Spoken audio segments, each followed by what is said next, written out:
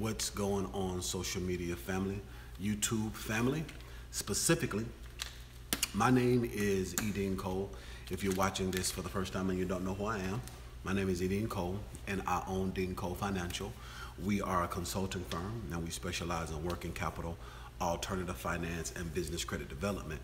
But that's not what this is. This is actually conscious commentary. So my YouTube channel is dedicated to economic empowerment through entrepreneurship. And I have a playlist called Conscious Commentary, because not only am I an entrepreneur, but I am a black entrepreneur. I am a black man. So that being said, I am extremely unapologetic when it comes to being black. And not only am I black, I'm actually African, I'm West African. So you clicked on this video because I am going to do a cultural critique of the movie Black Panther. Now, this is a live video, all right? So that means that it's going to be a lot of, it's not staged, it's not preset, it's not pre-recorded, it's not edited, it's raw, real, and it's ready. You understand what I'm saying? So if you're watching this on the replay, you cannot see my subscribers that are commenting, so I am going to respond to my subscribers. And if you're watching me live and you was like, Dean, I didn't know you were live, two things. Thing number one, you've either seen one of my videos before, but you've never hit the subscribe button, or thing number two, you did hit the subscribe button, but you did not hit the bell. So as people get ready to come in, I'm going to interact with them. So if you're watching this on the replay, stop your whining right now. I don't want to hear it. Save your comment. I don't want to hear it. Get to the point. The entire video is the point. This is a cultural critique of the movie Black Panther from an African's perspective, but this is a YouTube live, and this is live, so that means that I'm going to interact with my people live. So this is what I want you to do. If you have a problem with it, make sure you hit the thumbs down button before you leave and go create your own YouTube channel, and you can do your videos the way you want to. Okay? All right, so let's go ahead and see who is all in the building. Notification squad, the first person to comment, who was that? Bruce is in the building. What's going on, Bruce? How are you feeling today, my man? All right, you said you like the shirt, my dude. Thank you very much. This is a dashiki. I appreciate that. Hey, brother Dean, Fresh Air Brown is in the building. How are you feeling today? Kyle is in the building, says, what's up, Dean? How are you feeling up? How are you feeling today? Johnny says, what's up, Dean? I've already hit the thumbs up. I appreciate you for that, Johnny. Since you hit the thumbs up, I want you to hit that share button. I want you to share it with somebody right now. Thank you so much for that. Fred is in the building. Hey, Fred, you're giving me the LOL because I'm talking to the trolls already. I'm talking to the trolls. Peace and love, brother. Wakanda forever. That's what I'm talking about. Wakanda forever. Running to owner operator. That's what I'm talking about. Wakanda forever. That's what I'm talking about. Mr. Ocean 1173 says, what's up, bro? I'm doing pretty good. Melvin is in the building. Hey, Melvin. Peace. What's going on, Horace? How are you feeling today? All right. Flana is in the building. Hey, Flana, how are you doing today? Talk Lion, it's in the building. That's what I'm talking about. Talk Lion is in the building. What's up, Dean? How is everybody doing? I see everybody watching, everybody chiming in. Thank you so very much. Your first time live with you. Thank you so much, Miss Unique. I appreciate you, Miss Unique. So thank you so much for watching me live, Miss Unique. I appreciate you so much for that. Hit that subscribe button and make sure you hit that share button as well. I appreciate that. All right. So what's going on? J Mac is in the building. Hey, J Mac, how are you doing today? All right, so somebody just asked me a question about the trucking industry. As you can see, the title of this video, I don't know if you just saw me and you just hit the button, but this is not a business-related video. We're talking about the movie Black Panther, okay? So this is a conscious commentary, and I'm going to talk about the cultural aspects of the movie Black Panther. So if you guys have seen the movie Black Panther, let's do somewhat of a temperature check. Now, if you're watching this on the replay, all right, this is unlike anything you've ever seen before. If you've ever seen me before, if you've never seen me before, this is an interactive video. I'm not just up here bumping my gums, but I want to interact with you as well. So even if you're watching on the replay, I want you to interact as if you're watching live, all right? So let's do somewhat of a temperature check. So if you've seen the movie Black Panther, I want you to say seen it. If you have not seen the movie Black Panther, I want you to say not yet. Boom. So if you've seen it, I want you to say seen it. If you haven't seen the movie, I want you to say not yet. We're going to do a temperature check, okay? Now, this is somewhat of a spoiler. This is a spoiler. So if you haven't seen the movie, this is a spoiler. I'm going to tell you that right now off the back. So don't be mad at me. And I wanted to wait so that everybody could see the movie before I did my cultural critique of it, because I didn't want to spoil it for too many people. So let's see who's all participating. Thank you so much for participating, and let's see who is in the building and who has seen it. Okay, so Lawrence Parker says he's seen it. Patmo said she's seen it. BK says he's seen it. Jackson says seen it. All right. Fraud says seen it first day. Mr. Ocean says seen it. Melvin says seen it. Trucker Online says seen it. Running to Owner Operator says seen it. J Mac says seen it. Okay. Talk to the Lion has not seen it yet. Kyle has not seen it yet. Black Panther was phenomenal. Seen it. Kia says she has seen it. All right. Martha says hasn't seen it yet. All right. Miss Unique says she's seen it. Fresh Air Brown said he's seen it. Okay. LH07 says not yet. Walter says not yet. Okay. Awesome. Awesome. Awesome. Awesome. So most of you guys have seen the movie, and most of you guys, most of you guys have seen the movie, and so me talking with you guys about it won't be too much of a spoiler, but if you're watching the replay, you know it is what it is. So I absolutely love the movie. I saw the movie twice. I saw the movie I didn't see it the first day it came out because I was in Grand Cayman Islands the day that the movie came out. I was on my cruise, so I didn't see it. But that weekend when I got back in town, I did go see it for the first time. And I had a lot of wonderful emotions when I saw the movie the first time. Second time I saw it was a great movie. And there are some key parts to it that just spoke to me so much more. Now, like I said on Facebook and on Instagram, most of you guys might not know this, but I am actually West African. So you guys, if you follow me on Instagram and you follow me on Facebook, you'll see me in a dashiki like it ain't nothing.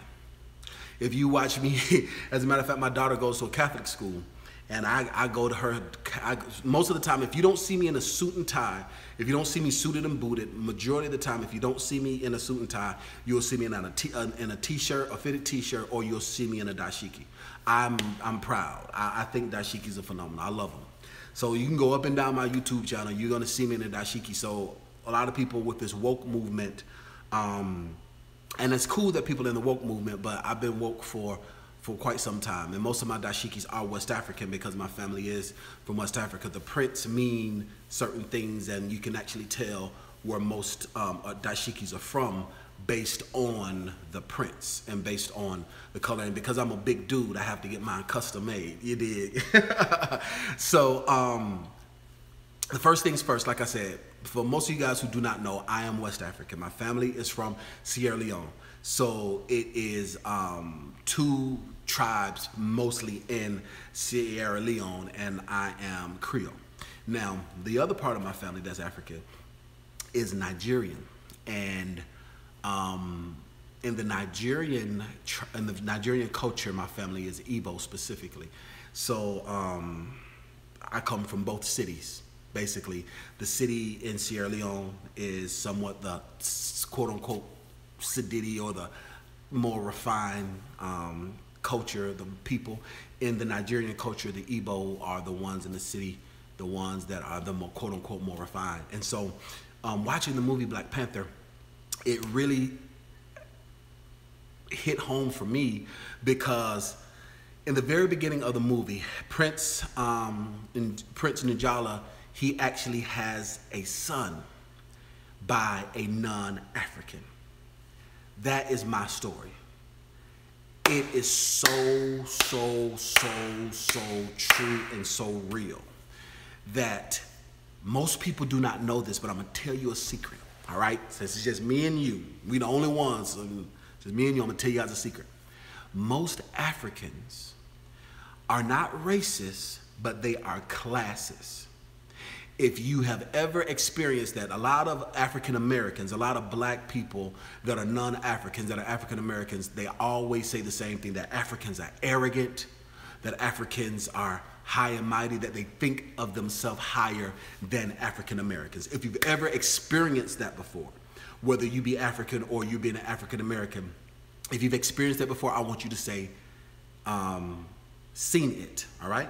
If you never have experienced it before, if you've never experienced it before, I want you to say, never have. And if you disagree with me, I want you to say you a lie. All right? Let's have a conversation. So if you experienced that before, I want you to say seen it. If you've never experienced that before, I want you to say never have. And if you disagree with me, I want you to say you a lie. All right? So let's go ahead and see all the people that are participating with me.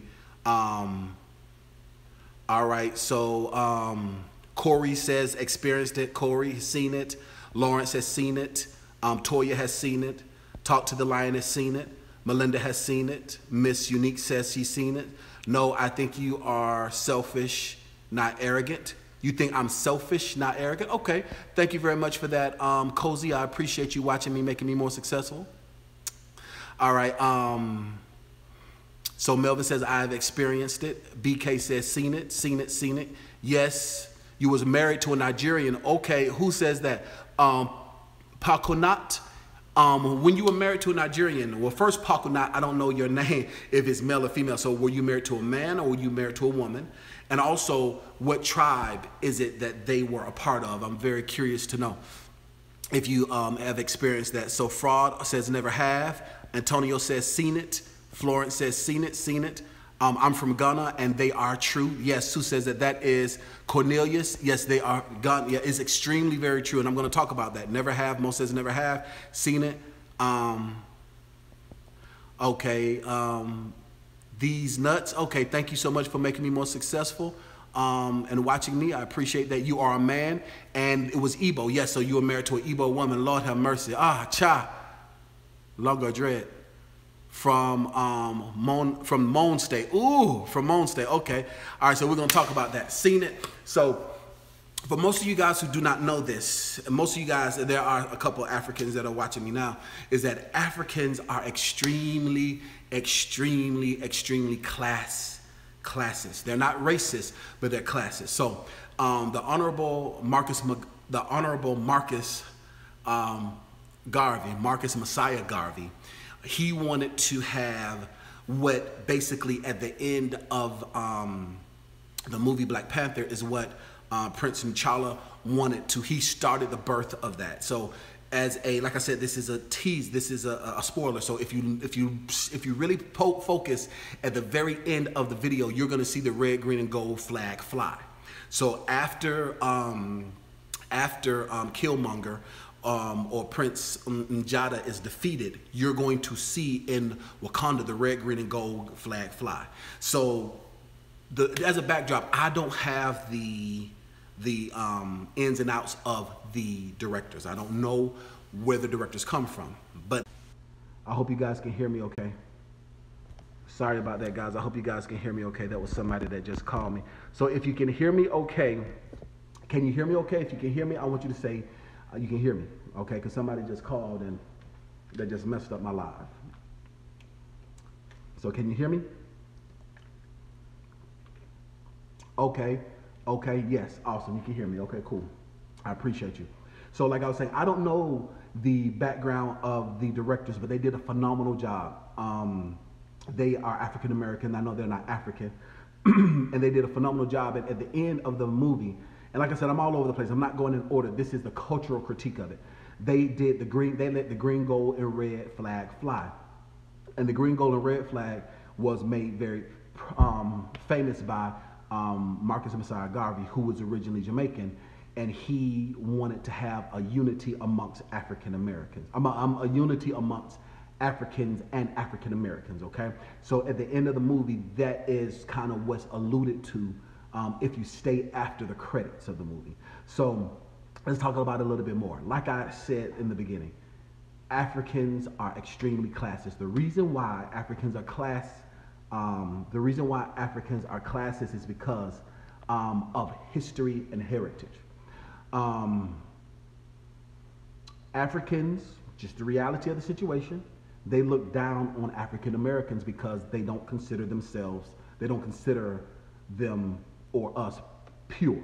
Now, because my father is Sierra Leonean and African, my mother is from Georgia, from Atlanta.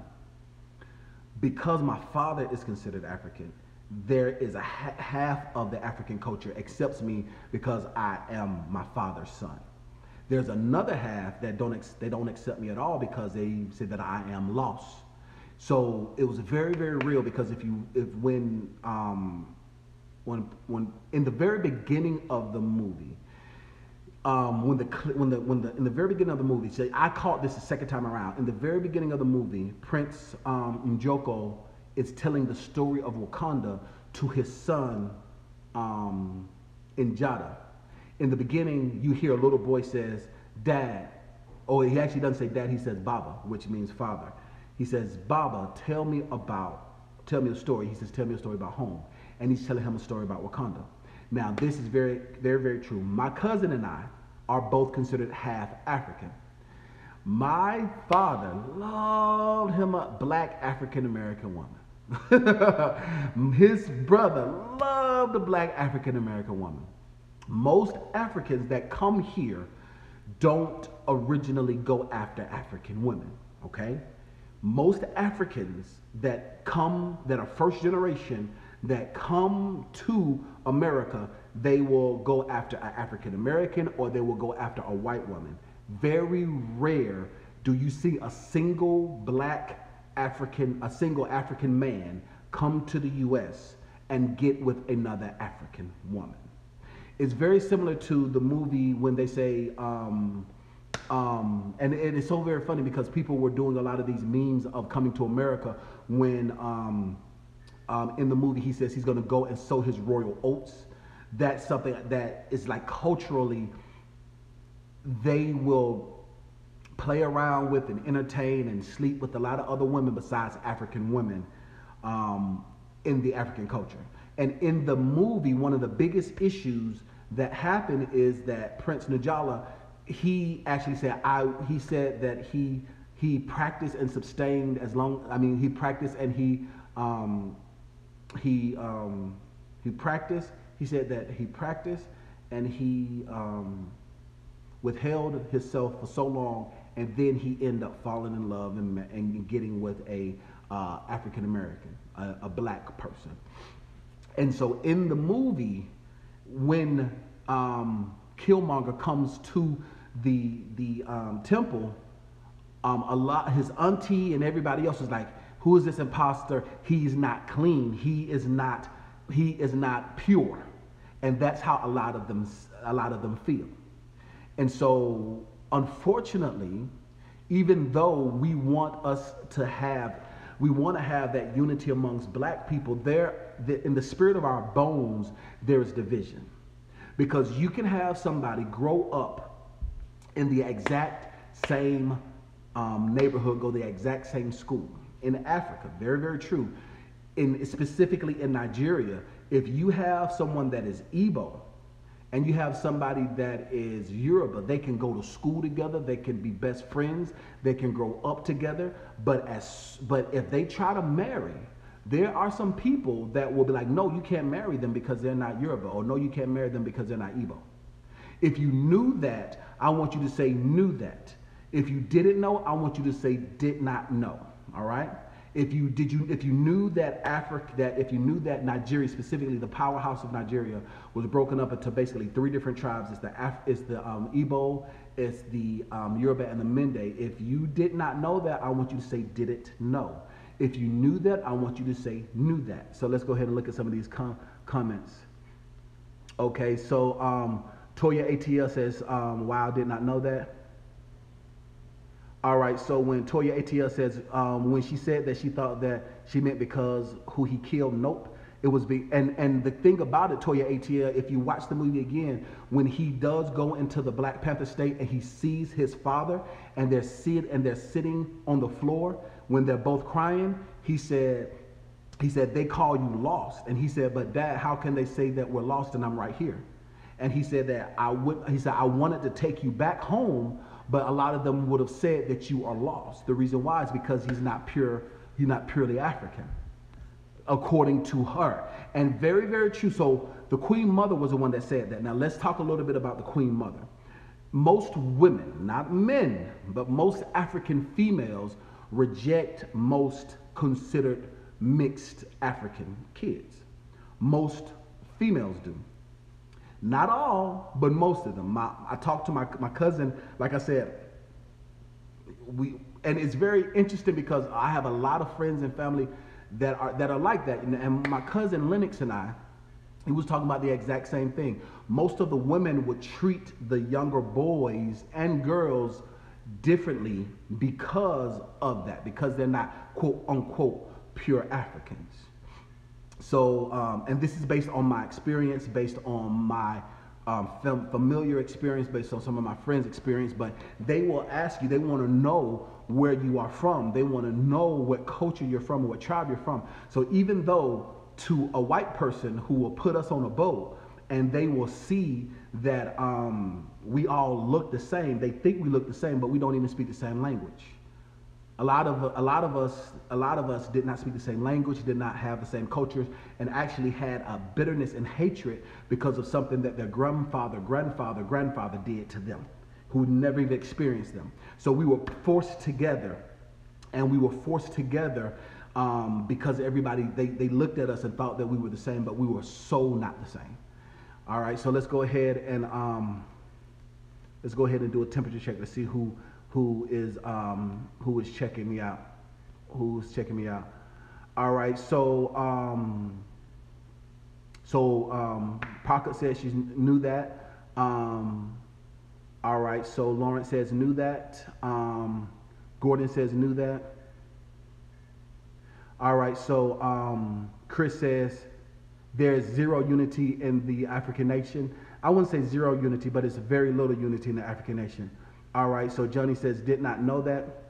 Same thing in Ghana, but not that strict. All right, so Marnda says she knew that. All right, Tawana says, did not know that. All right, Talk to the Line says, didn't know that. Miss Unique says, didn't know that. Dedrick said, didn't know that. Okay, awesome. So, that being said, in the movie The Black Panther, they actually show that because they talk about how there are 4 different tribes that came together to make Wakanda. Now, I believe that, I don't know, now listen, I don't know nothing about the comic book, okay? I have absolutely no idea. I know nothing about the comic book. I'm not going to talk about the critique from the comic book aspect. I'm talking about the actual movement of the Black Panther, and I'm just going to talk about the cultural critique of it based on my experience because of the situation that happened. I mean, in the beginning of the movie, the first voice you hear is Killmonger's voice, N'Jaga when he was a son, when he was a boy. And so it seems as if Black Panther was the star of the movie, but everyone is saying and everyone is feeling like, most African Americans are feeling like that Killmonger is the star of the movie because of how powerful his role was. It's so deep and so rich in so many different levels, and I'm going to do the best that I can to break this down. And like I said, this is from my perspective, and this is a live video. Okay, so this isn't rehearsed, this isn't polished. I'm just talking from off the cuff. So one of the things that I kind of want to take a step back is that the movie, I believe they say that Wakanda is in East Africa. Based on from what I see, I feel like the directors took the strengths from Nigeria, the strengths from Cape Town, and the strengths from Ethiopia and described what Wakanda was. Ethiopia is in East Africa that has never been touched by any conquering colonizer. No colonizer has ever gone into Ethiopia to be able to take it down. So I feel like the comic book writers and directors, or the comic book authors, I feel like they romanticized Ethiopia. Now, Ethiopia is great, but Ethiopia's technology isn't like Nigeria's technology. And I feel like they, when they created Wakanda, they did a mix of those 3 powerful nations in Africa. That's just my perspective. Now, one of the things that I feel like is very, very true is that, and I was alluding to this, was I was talking about the Queen Mothers. Now, what is a Queen Mother? Now, the first time I ever really understood what a Queen Mother was actually in Ghana, because there is someone that is watching in Ghana, And a queen mother is someone who is of considered royal, quote unquote, royal or chiefly lineage. It is the mother of someone who is actually going to be a chief, or someone that's going to be a quote unquote king, or another queen in that particular tribe. That's what a queen mother is. And so in the movie, the queen mother was the one where she was the one that was the most regal, the most prestigious. And I'm not gonna, it feels like the Wakandans were the Igbo because of that red that they were wearing. I'm just saying, the Jabbar. I'm sorry about that, guys. I am, can you guys hear me? Somebody, I know that they know that I'm live. I know that they know that I'm live. Can you guys hear me okay? If you can hear me, I want you to say hear you, okay? So my connection is interrupted. All right, so Johnny says you like the conversation, family. That's good stuff. All right, so DL says, I wish every Black American had the opportunity to travel abroad and experience the treatment from Africans as I did. The people do not respect or like us.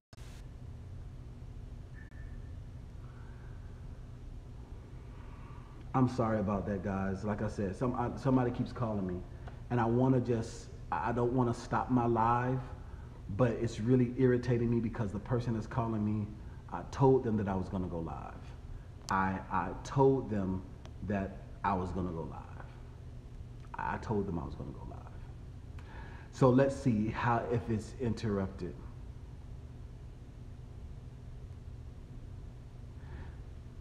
So yes, Jabari did speak with the Nigerian and Igbo accent. They did. So even though the actor, he spoke with an Igbo accent, and so he was saying, things like "oh" and "cha," and he had his accent, which was good.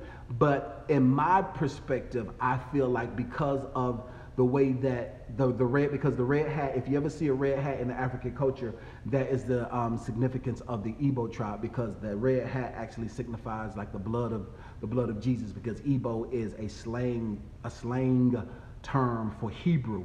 So when a lot of people talk about the Hebrew Israelites and saying the Hebrew Israelites are really from Africa, they're talking about the Igbo tribe. And so Hebrew was derived and transformed into Igbo. So, but when you see the red, in my mind, I'm thinking about it. When you see the red I feel like signifies the Igbo culture, because the Igbo culture, those are the ones that are very much so the ones that are about money. Those are the ones that are about trade and commerce. Whereas,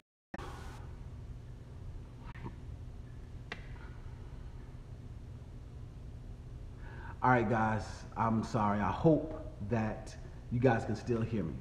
This, like I said, the interruptions. So I just might have to do this all over again. All right, so you did not know that? Okay.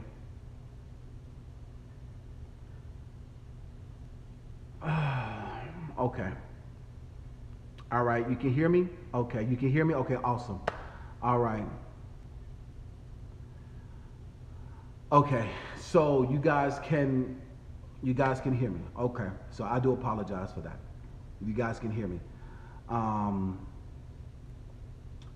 So I apologize for that.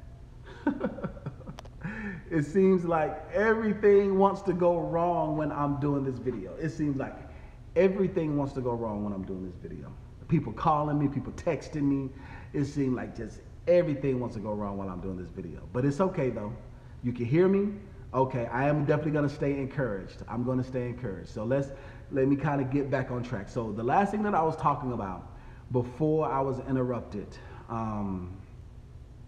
the last thing that I was talking about was I was talking about in my perspective, when they were breaking down the different cultures and they were breaking down the different tribes. Now, the biggest thing that I just want to say when it comes to the movie is that I think the movie is phenomenal. It is great. I've been watching a lot of these people's commentary. I've been watching a lot of these people's critiques of the movie. I think it's phenomenal.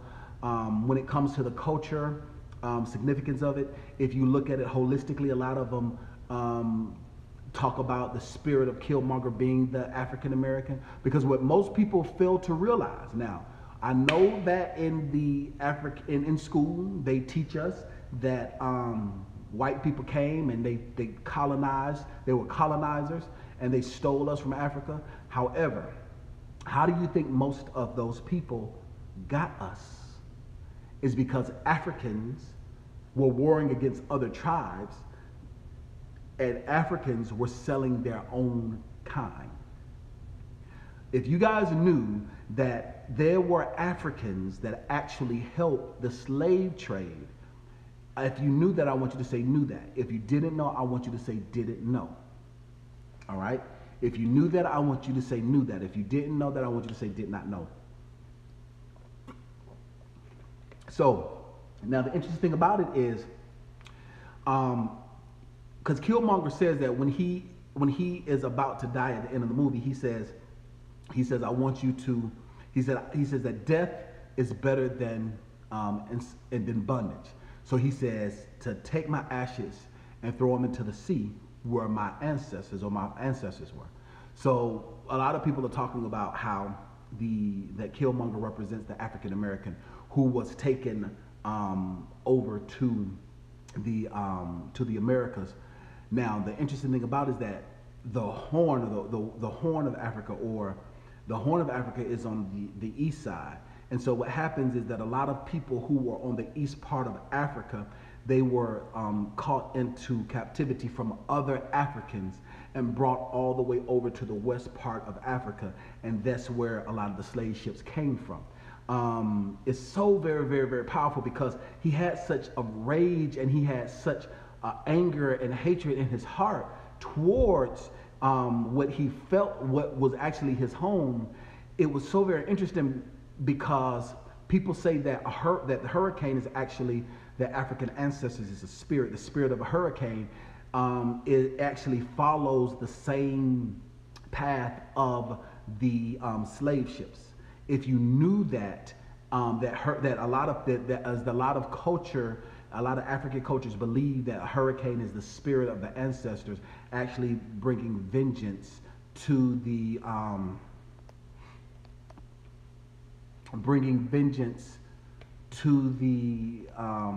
I'm sorry about this, guys. This person is really just trying to get my attention right now, and I told them I was gonna go live. I'm gonna take this video down. I'm just gonna take this video down, and I'm going to just end it fairly quickly. I'm gonna just take the video down. But nevertheless, I do want to get a temperature check on this point. If you guys have ever heard that or knew that a lot of people believe that the spirit of the ancestors who bucked up against the system were the ones who fell overboard, and they say that that's the reason why hurricanes come, is actually the spirit of the ancestors wreaking havoc or wreaking revenge to the ports of the different slave ports. If you knew that, I want you to say knew that. If you did not know, I want you to say did not know. So let's kind of do somewhat of a temperature check.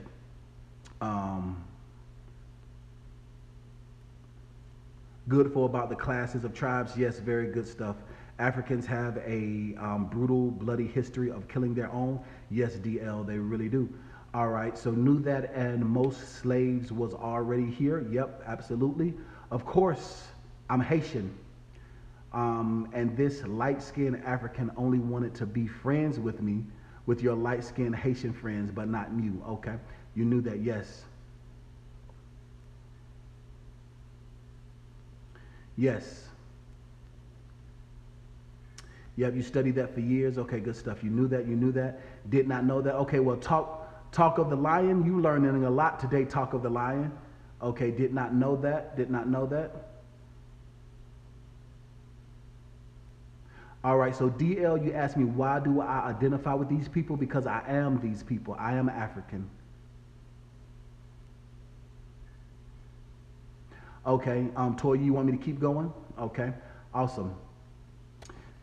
Yes, so African women were messy. Okay, well, I'm not gonna get into that now.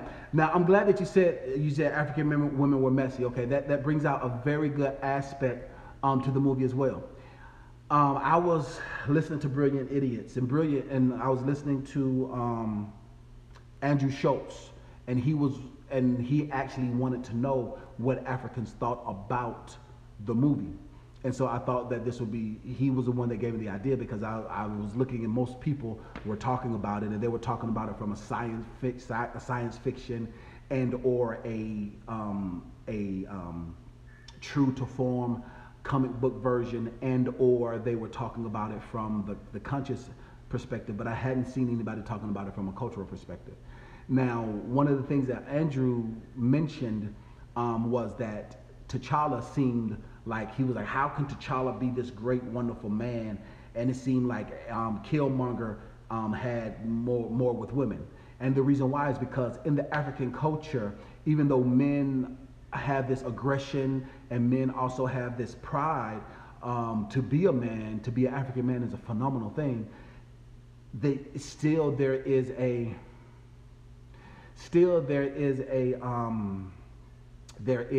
a respect and honor that Africans give their women. And if you look at the way that T'Challa was with his woman and the way that Killmonger was with his woman, he killed her. African Americans, unfortunately, because of slavery, because of Jim Crow, because a lot of that foolishness, inherently, because of a lot of social welfare, there has been a seed to put the black woman against the black man. And so in other cultures, no other culture do men attack their women, and in no other culture do women attack their men. The only culture is the African American culture where that is. And that is something that has been bred into us because of putting in division so that we cannot come together. In the African culture, that is not so. Hold on. In the African culture, that is not so. In the Muslim culture, that is not so. In the Hispanic culture, that is not so. In the Arabic culture, that is not so. Now, in the culture, they do believe in different positions and playing your part. But as far as to pin them against each other, there is no other culture. I'm not going to say race, because we're all part of the human race. And people say that the African race, but no. There is no other culture besides the African American culture where there is such a hatred, a bitterness, a competition between the African American man and the African American woman. And unfortunately, most women don't see it. Most women cannot understand it. But the fight, the disrespect, the ego, the iconoclastic view that they have of themselves, both men and both women, it has been the thing that's always kept things apart. And it's because of Willie Lynch. Most people, if you ever get a chance to read the Willie Lynch letter, it talks about how they actually pinned the men against the women, and it has caused a divide. There's an African proverb that says that if there is no enemy within, then an enemy outside can do us no harm.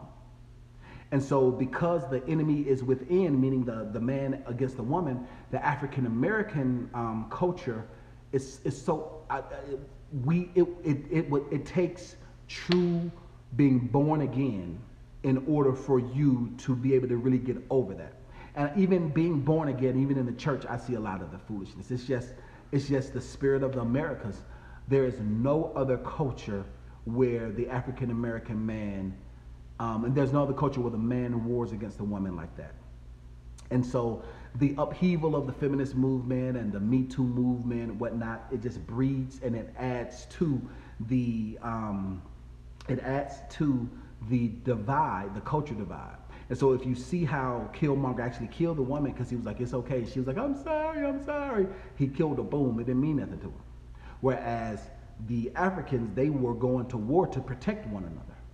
And a lot of it has to do with it's just a reflection of how our cultures are. If you saw that, if you noticed that, I want you to say saw it. If you notice that for the ones that watch the movie. So let's kind of do a temperature check and see where people are. Amen. Oh, yes. Yes, good stuff. Okay. Uncle Sam. Okay. All right, so the term African American is meaningless. Africans born in England do not call themselves African European. They simply say, I am British. That is very true, DL. The reason why is because someone says, bless me. Thank you very much for that. The reason why is because originally we were called black. So African American is actually something that is only, I think, 40 years old. The term African American is only 40 years old. Before we were called, actually we were called niggas. Then after we were called niggas, then we were called colors.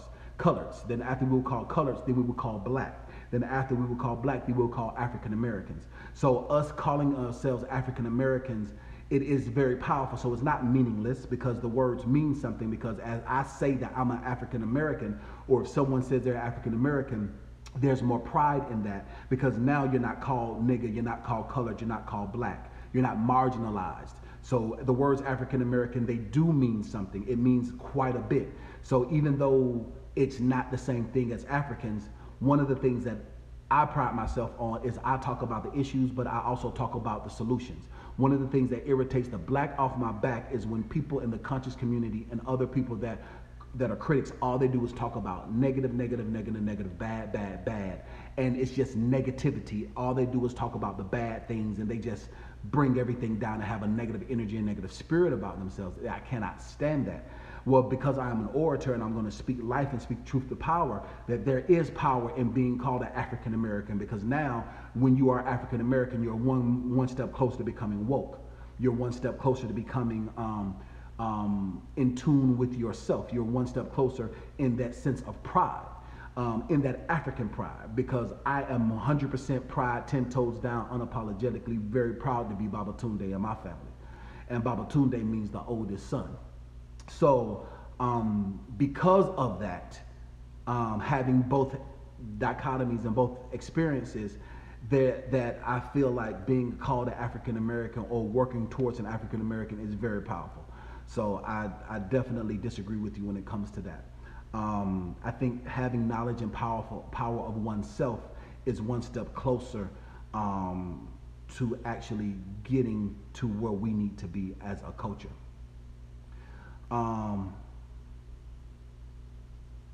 You said call you by your name, call you Phoebe. Okay, Phoebe, I will call you Phoebe. So it's Phoebe? All right. So, well done, oh.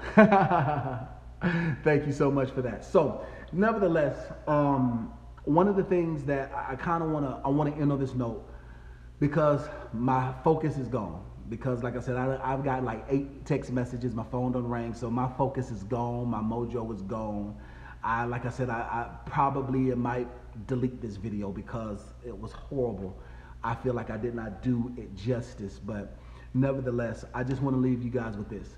Everyone that is talking about the movie Wakanda, they're talking about the movement Wakanda, it's wonderful, it's great. At the same time, I want you to take that energy and that effort to make a true, real Wakanda where you are. What do I mean by that? Is that I want you guys to position yourself so that you can have that sense of Wakanda, that sense of pride. I want to see a Wakanda 501c3. I need for all these Wakandans and all these excited people that want to go and get tattoos on their lip and all this other wonderful stuff. I need for you to create a business, and I want you to create some nonprofit organization when it comes to helping and giving back. If you are that serious, I need for somebody to create a Wakanda Outreach LLC, Real Talk. I need to see that. I need somebody to do that. I want you to take that energy, that effort, that black excellence, because that's what the film is nothing but true, pure, bona fide, unadulterated black excellence. And take that energy and effort into building yourself. And how do you do that? By positioning yourself financially so that you can affect change. That means that you need to own your own business. That means that you need to be an owner, not a worker. That means that you need to create a nonprofit organization that you can get grants so that you're not fleecing the people who you are supposed to be serving. You don't need to be broke trying to give resources to others.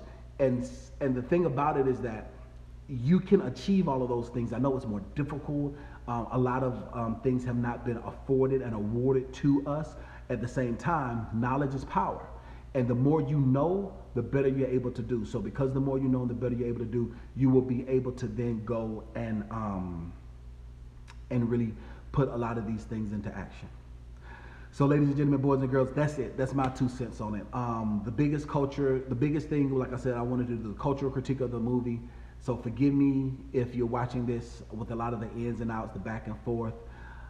I got to figure out, my phone been blowing. I got to figure out what it is that they want, what it is that they need. Listen, the only person stopping you from being successful is you. Go get them. Success is waiting for you.